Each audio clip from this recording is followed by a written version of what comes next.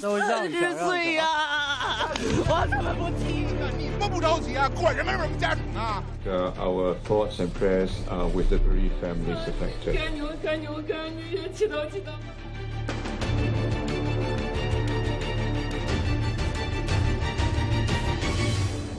These movements are consistent with deliberate action by someone on the plane. The operation has entered a new phase. The search was already a highly complex multinational effort. It has now become even more difficult. My emotion is going through a roller coaster ride.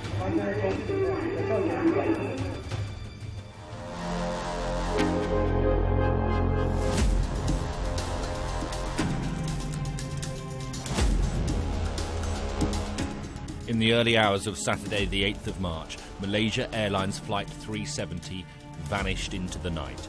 An hour into its journey came 4 words from the flight deck. OK, received, good night.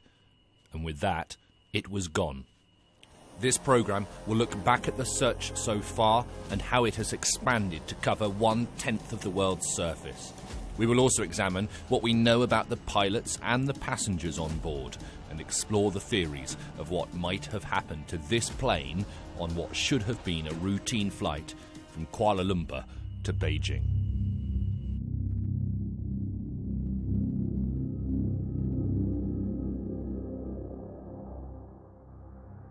Rescue teams from 25 countries are now involved in the search for the missing plane. Dozens of aircraft and ships are scouring the ocean for a sign, a clue, anything. How difficult is your task? Very difficult, and wherever we never give up, we try to search.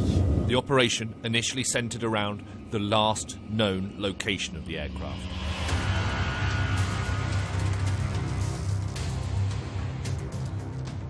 Flight MH370 took off from Kuala Lumpur Airport bound for Beijing on Saturday the 8th of March at 12:41 a.m. local time. The last transmission from the plane's onboard communication system, ACARS, was previously said to be at 7 minutes past 1. We've now learnt that it could have been switched off up to 30 minutes later. It has also been revealed that the last verbal contact from the plane to air traffic control was at 19 minutes past 1, 11 minutes earlier than previously said. And it has emerged for the first time as well that the last words from the cockpit were spoken by the co-pilot before the plane's transponder, which tracks it, was turned off. At 1:30 a.m, air traffic control in Kuala Lumpur spoke to the flight deck. We've handed you over to Ho Chi Minh Air Traffic Control was the message. OK, received, good night, was the reply. It was the last anyone heard of them.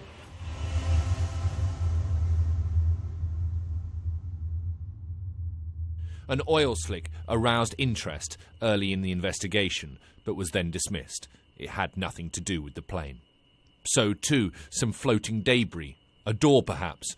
Not so on closer inspection. And in another twist of possible hope, satellite images appeared to show smoke rising from the ocean south of Vietnam. But like so many leads in this investigation, it was quickly dashed. Usual telltale from any airplane that crashes into the sea, the one thing that immediately floats are seat cushions. You know, they're not tied down. They will, if the hull breaks up, seat cushions will be floating everywhere. That's been a trademark of aircraft crashing into the sea.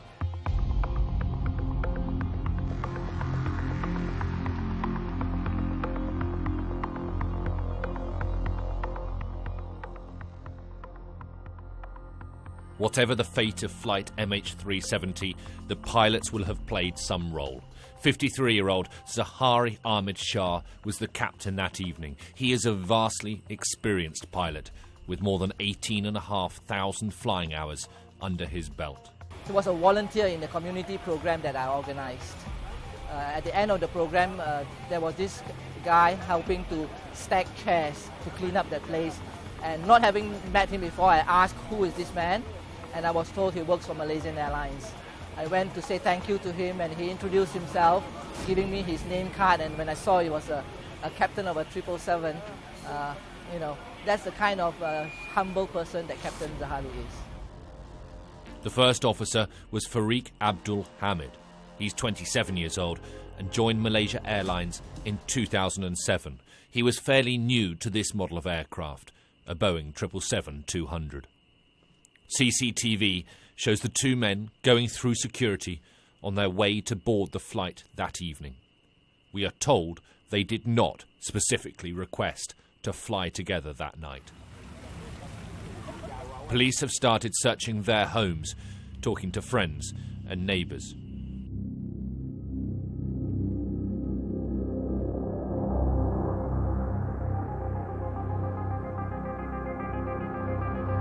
This is Captain Zaharie's house. On a smart compound on the outskirts of Kuala Lumpur. His maid looks out of the door. They found this simulator in Captain Zaharie's house.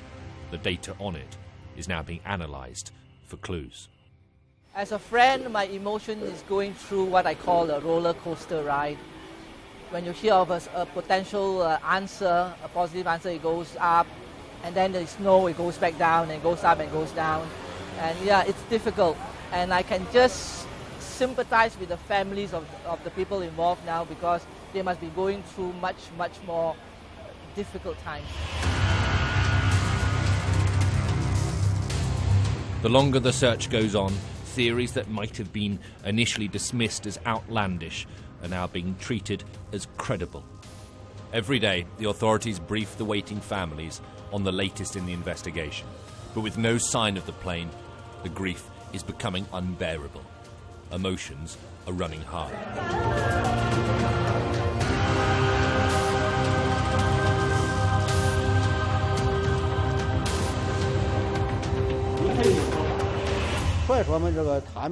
They've been avoiding their responsibilities and talking nonsense. There are a lot of contradictory answers to our questions. That makes us very angry. I'm angry that the Malaysians don't tell the truth. They lie to the whole world. I'm totally frustrated about this. Where is my son? Even taxis have GPS. They can be found if they are lost or stolen. It's a huge plane, so high-tech and so advanced. How could it not be found? It's a joke. Splits start emerging within the search operation too. We are facing difficulties because the location where the Malaysian plane lost contact was inaccurate, our search operations lack reliable bases and are untargeted. There is excessive information from various channels. 1 minute something is found, the next it's denied. This kind of false news is too much and has greatly affected our decisions. And then, finally, some news.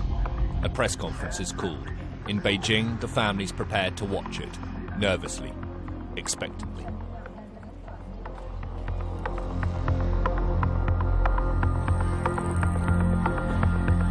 A week to the day that flight MH370 went missing, with speculation running wild and desperation growing, the Malaysian Prime Minister Najib Razak reveals to the world major new developments.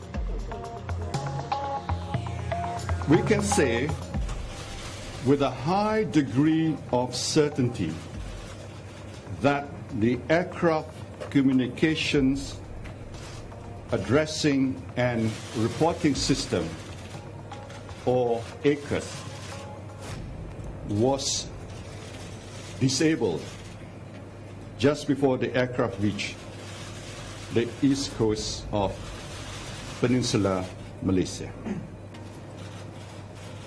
Shortly afterwards, near the border between Malaysia and Vietnamese air traffic control, the aircraft's transponder was switched off.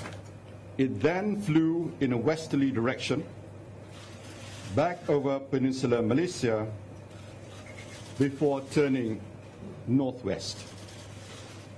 Up until the point at which it left military primary radar coverage, these movements are consistent with deliberate action by someone on the plane. The search of the South China Sea is now over, but rescue teams face the prospect of a new area, which is much bigger, much harder. According to the new data,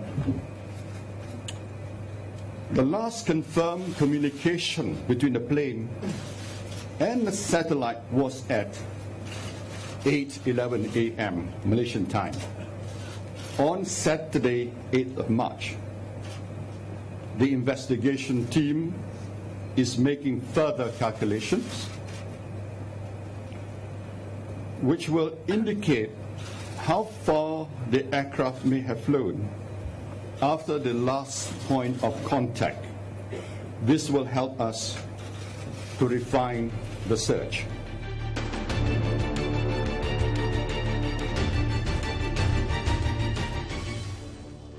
This has now become a criminal investigation. But is it a murder inquiry? For the first time since the plane went missing, the prospect that it has landed somewhere has become a genuine possibility. Next, who else was on board the flight? Might the passenger manifest hold the answers to so many questions?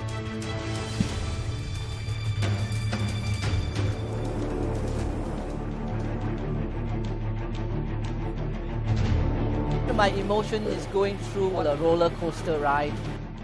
These movements are consistent with deliberate action by someone on the plane. What happened to Malaysia Airlines MH370 has continued to baffle the world. Rescue teams are searching an area more than 10 million square miles. But the task they face is daunting. Within that vast space, they are looking for an object which, even in one piece, is only 63 metres long, a Boeing 777 airliner. This programme has examined the search so far and the identity of the two pilots flying the aircraft that day.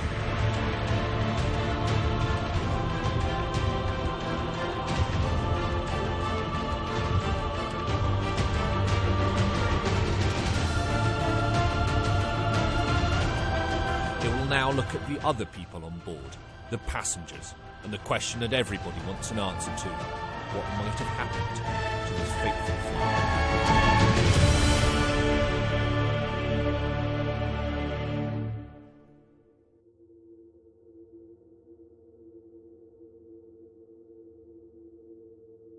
Could the flight manifest hold the answers? Investigators are scrutinising every name on it, but remarkably, they've admitted that they still haven't received details for each passenger after all this time. So what do we really know about the 227 passengers on board? Who might have caused to hijack an airliner? Who indeed has the knowledge? 15 different nationalities were flying to Beijing that night. Among them, 153 from China, 38 from Malaysia, 5 Indians, 4 French, 3 Americans, and 2 Iranians on board who became initial suspects but seem, for the moment at least, to have been ruled out. A Texas-based company, Freescale Semiconductor, had 20 employees on board. They are now missing. Passenger manifest is obviously very important. It enables you to identify all the persons that are on board the aircraft, and that obviously is important for the security of the aircraft. Early in the investigation, 2 names stood out. An Austrian called Christian Kozel, the other an Italian, Luigi Moraldi. They shouldn't have been listed. They weren't on board. Their passports had been stolen in Thailand. It would appear they were then used by these 2 men, Puri Noor Mohammadi and Delavar Saeed Mohammed Riza, Iranians trying to claim asylum in Europe. They have no known links to terrorism, though. We We know that once these two individuals arrived in Kuala Lumpur on the 28th of February, they boarded Flight 370 using different identities. Salmat bin Omar has been waiting at a Kuala Lumpur hotel for any news. His son was on board the plane. He is an aviation engineer and was on his way to Beijing to repair private jets. Because he obviously has knowledge of aircraft, he is also now under suspicion.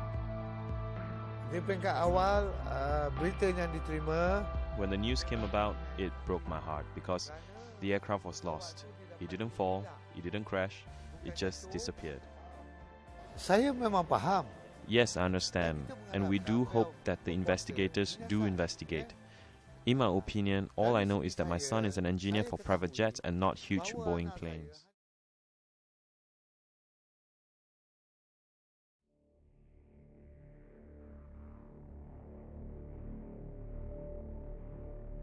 Let's recap the plane's last known movements. Flight MH370 took off from Kuala Lumpur Airport for Beijing on Saturday the 8th of March at 12:41 a.m. local time. The last transmission from the plane's onboard communication system, ACARS, was previously said to be at 7 minutes past 1. We're now told, though, it could have been switched off up to 30 minutes later.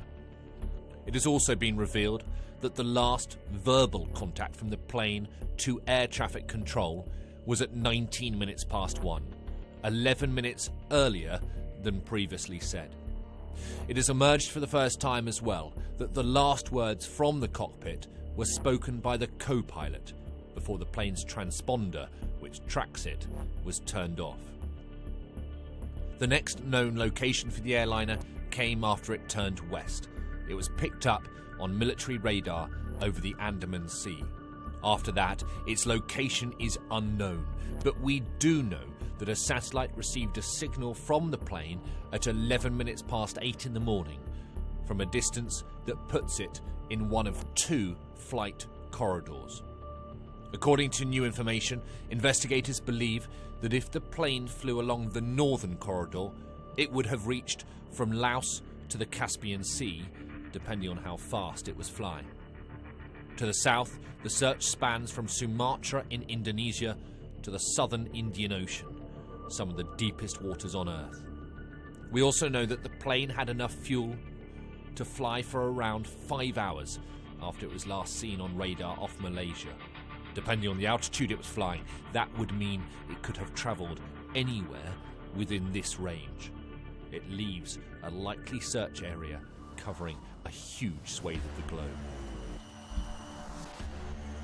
There's going to be some systematic searching by military reconnaissance aircraft, which, quite frankly, will be the best systems available. Much of the space technology is not necessarily directed at the area that the aircraft is believed to have gone down.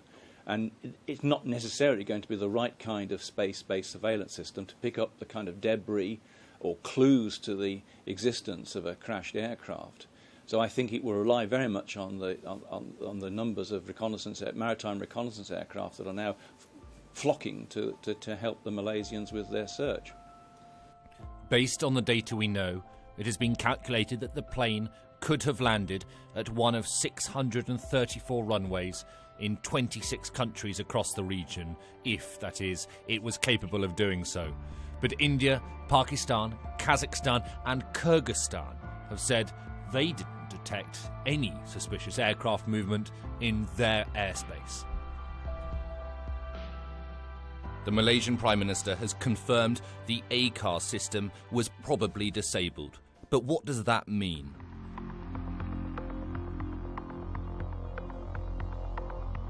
Aircraft Communications Addressing and Reporting System, or ACARS for short, is a computer which sends constant updates to the ground about the health of a plane. It will first try to communicate over radio frequencies before choosing to send signals back via a satellite network called SATCOM.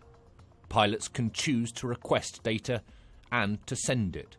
The system will also send automated messages throughout the flight. For these systems to be active, airlines have to pay for companies to run them. But the systems are built into all aircraft, so just because you don't pay for the service, it doesn't mean it won't try to transmit data.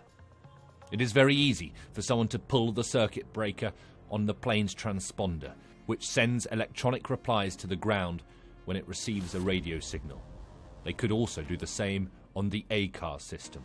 But despite all this, the SATCOM antenna will still automatically ping away, trying to find a satellite to log on to. As long as there is hope, the search will go on. That is the promise of the Chinese premier, no less. But even with all the resources that the superpower is dedicating to the cause, the fate of the Malaysia Airlines flight remains unknown. The families wait, longing for any small sign, a clue, a marker, anything. In the dark of a calm Kuala Lumpur night, MH370 took off on a routine flight north. An hour later, it vanished in what must be the greatest aviation mystery of recent times.